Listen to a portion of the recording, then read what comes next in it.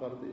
وَمِمَّا رَزَقْنَاهُمْ يُنْفِقُونَ, جو کچھ ہم نے دیا ہے اس کو راہ خدا میں خرچ کر دے, انفاق کر دے. انفاق, منافق اور انفاق دونوں لفظ ایک ہی ہے لیکن دو جدا جدا صفتیں ہیں, ایک منفی اور ایک مثبت. ایک کا لفظ بنتا ہے منفق اور ایک کا بنتا ہے منافق. منفق اور منافق ایک مثبت صفت ہے, ایک منفی صفت ہے. منفق مثبت صفت ہے جو بننا ہے, مومن کی صفات میں سے یہ ہے کہ مومن منفق ہوتا ہے. اور منفی صفت یہ ہے کہ جب منفق نہ ہو تو منافق ہو جائے گا. یعنی دو حالتوں سے انسان باہر نہیں, یا منفق ہے یا منافق ہے. توجہ فرمانا ذرا, یا منفق ہے یا منافق ہے. منافق و منفق دونوں نفق سے بنے ہیں. عربی لفظ جس سے یہ دونوں نکلے ہیں وہ ہے نفق. ابھی مکہ میں حج کے لیے جائیں انشاءاللہ, خدا آپ کو توفیق دے سب کو. وہاں ٹنل بنے ہوئے ہیں, ان ٹنل کے اوپر لکھا ہوتا ہے نفق. نفق یعنی ٹنل, سرنگ, جس کے دو دروازے ہوں. غار اس کو کہتے ہیں جس میں ایک دروازہ ہو, اور نفق اس کو کہتے ہیں جس میں دو دروازے ہوں. نفق یعنی ایک اندر جانے کا دروازہ اور دوسرا باہر نکلنے کا دروازہ. زمین کے اندر ایسا زیر زمین انڈر گراؤنڈ راستہ جس کے دو دروازے ہوں, جس کو آپ ٹنل کہتے ہیں, سرنگ کہتے ہیں, عرب اس کو نفق کہتے ہیں. توجہ فرمانا, نفق ٹنل ہے. انسان اگر زیر زمین راستہ بنا لے, اگر اپنے لیے بنائے, یعنی ایک ایسا انڈر گراؤنڈ مخفی راستہ رکھے اپنے لیے جس کے دو دروازے رکھے, ایک سے جائے دوسرے سے نکل جائے, اس کو کہتے ہیں منافق. اگر اپنے لیے یہ کام کرے. عربی زبان میں منافق اس چوہے کو کہتے ہیں جو کھیتوں میں ہوتا ہے چوہا. کھیت میں اگر جائیں تو کئی سوراخ ہوتے ہیں, گندم کے کھیت میں یا دوسرے کسی کھیت میں کئی سوراخ ہوئے ہوتے ہیں. انسان یہ سمجھتا ہے کہ یہاں 20 چوہے ہیں, حالانکہ ہوتا ایک ہی ہے. وہ ایک ہی چوہا ہے, اس نے گھر بنایا ہوا ہے اور اس گھر کے کئی راستے اس نے انڈر گراؤنڈ بنائے ہوئے ہیں. ہر طرف ایک ایگزٹ اس نے رکھا ہوا ہے. انٹری ایک ہوتی ہے, ایگزٹ بہت رکھے ہوتے ہیں اس نے. چونکہ اس کو پتا ہوتا ہے کہ یہ کسان یہ میرا تعاقب کرے گا. اگر وہ اس بل میں آئے, اس کو کھو دے, میں دوسرے سے نکل جاؤں گا. اگر اس کو کھو دے, وہ تیسرے سے نکل جاتا ہے. لہذا کبھی بھی کھیت کا چوہا کسی کے قابو نہیں آتا, چونکہ اس نے زمین کے نیچے ایک جال بنایا ہوتا ہے راستوں کا, اور کسی دوسرے طرف سے نکل جاتا ہے. انسان منافق کو جو منافق کہتے ہیں, اس وجہ سے کہتے ہیں کہ کچھ انسانوں نے اپنی زندگی میں اسی طرح کے ایک جال بنایا ہوتا ہے. اپنے بچنے کے راستے بہت سارے انہوں نے رکھے ہوتے ہیں. اگر ادھر سے ان کو گھیرے دوسری طرف سے نکل جاتے ہیں, ادھر سے آئیں اس طرف سے نکل جاتے ہیں. اگر اپنے لیے انسان نے یہ راستے رکھے ہوں, اس کو کہتے ہیں منافق. لیکن اگر انسان نے جو نعمتیں اللہ نے دی ہوئی ہیں ان نعمتوں کے لیے یہ راستے بنائے ہوئے ہوں, اس کو کہتے ہیں منفق. ان کو کہتے ہیں منفق. منفق یعنی جو کچھ خدا نے دیا ہے اس نے غار نہیں بنائی ہوئی. بعضوں نے ایک دروازے کی غار بنائی ہوئی ہے, یعنی اپنا اکاؤنٹ کھولا ہوا ہے جس میں صرف جا رہے ہیں پیسے.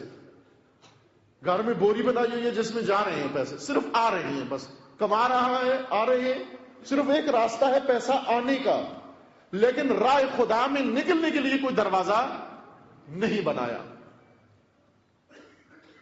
دروازہ نہیں بنایا, اس کو کہتے ہیں ذخیرہ اندوز. یہ ہے بخیل.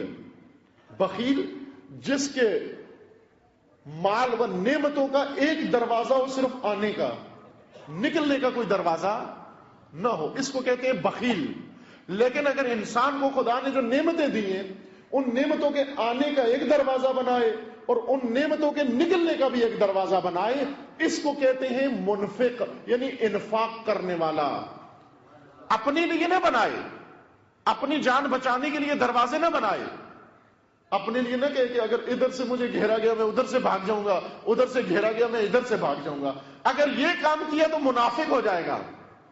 اپنے لیے راستے نہ بنائے، اپنے مال کے راستے بنائے، اپنی نعمتوں کے راستے بنائے، اور نعمتوں کے راستے بھی صرف آنے کے نہ بنائے بلکہ نکلنے کے بھی بنائے.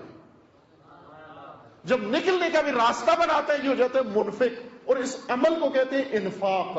انفاق کا مطلب یعنی اپنی زندگی کو ٹنل کی صورت میں رکھے، اپنی معیشت کا ٹنل بنا کے رکھے، غار نہ بنائے. معیشت کا ٹنل یہ ہے کہ ایک طرف سے مال آئے، دوسری طرف سے راہ خدا میں نکلتا جائے.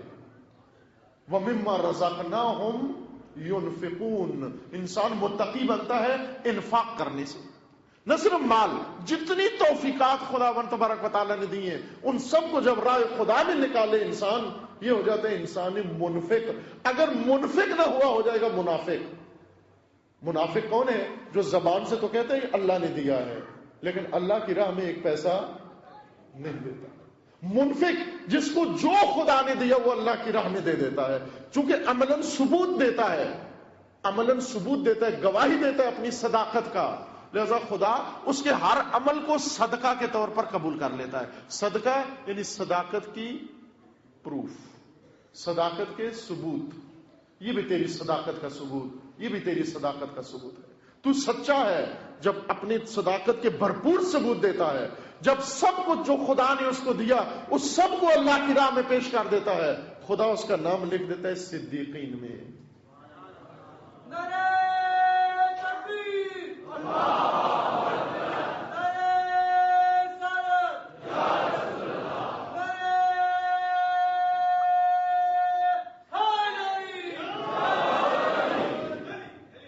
اور کچھ بیماریاں جیسے کہا نا، بیماریاں کچھ جسمانی ہیں کچھ روحانی ہیں، روح کو لگتی ہیں. بخل، حسد، کینہ، نفرت کی روح کی بیماریاں ہیں.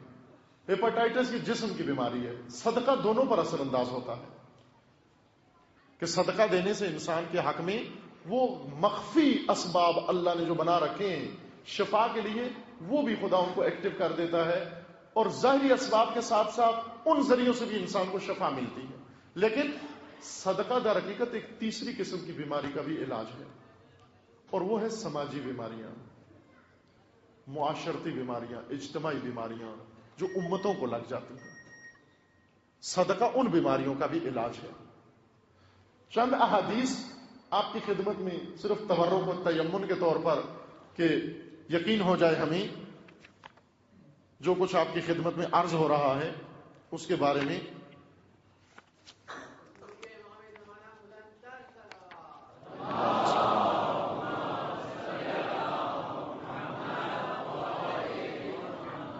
اجتماعی بیماریاں فقر و فاقہ، تنگ دستی، ناداری، گداگری، ذلت، رسوائی، یہ سب اجتماعی بیماریاں ہیں جو کسی قوم کو لگ جاتی ہیں. یہ بھی صدقہ کے ذریعے سے دور ہوتی ہیں، یعنی انفاق کے ذریعے سے.